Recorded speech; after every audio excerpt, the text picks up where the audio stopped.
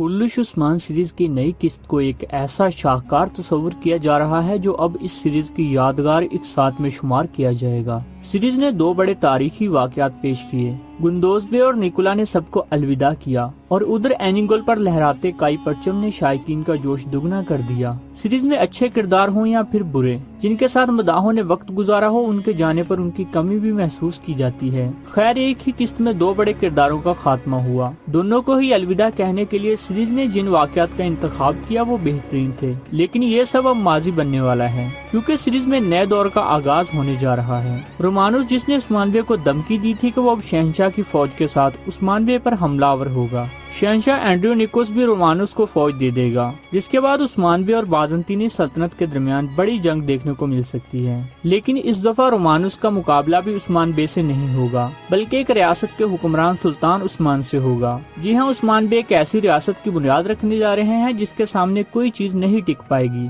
यही वजह है कि रोमानुस को मुंह की खाना पड़ेगी और उसका अंजाम भी निकोला जैसा ही होगा। लेकिन इस फतह का बहुत सारा क्रेडिट कोसिस को जाता है, जो उस्मान बे की खुफिया तौर पर मदद करेगा और गवर्नरों के साथ रहने का दिखावा करेगा। यहाँ पर वाजे करते चलें कि उस्मान बे जो सल्तनत बनाने जा रहे हैं, इसमें भी कोसिस का बहुत बड़ा किरदार है, क्योंकि यार हिसार भी कोसिस की बदौलत फतह होगा, क्योंकि वो रोमानुस के मंसूबे उस्मान बे को बताता रहेगा। ताहम जब कोसिस का किला हरमनकाया बगैर लड़े ही सल्तनत में शामिल हो जाएगा तो सल्तनत का बाकायदा तौर पर ऐलान कर दिया जाएगा। मिकाल कोसिस उस्मान बे के सबसे बड़े इत्तेहादी होंगे, क्योंकि उन्होंने दीन के बारे भी पढ़ना शुरू कर दिया है। वो जल्द ही जान जाएंगे कि इस्लाम ही सच्चा दीन है, जिसके बाद वो दायरा इस्लाम में दाखिल हो जाएंगे। एक और सवाल जो बहुत ज्यादा पूछा जा रहा है कि क्या अब हेलोफिरा काई कबीले में ही रहेगी? तो जी हाँ, हेलोफिरा अब अपनी खालना के पास नहीं जाएगी, बल्कि हो सकता है कि उनकी खालना की भी सीरीज में एंट्री हो और वो खुद हेलोफिरा के पास आए, जबकि ये भी मुमकिन है कि उस्मान बे हेलोफिरा को कोसिस के पास इमानत के तौर पर भेज दें,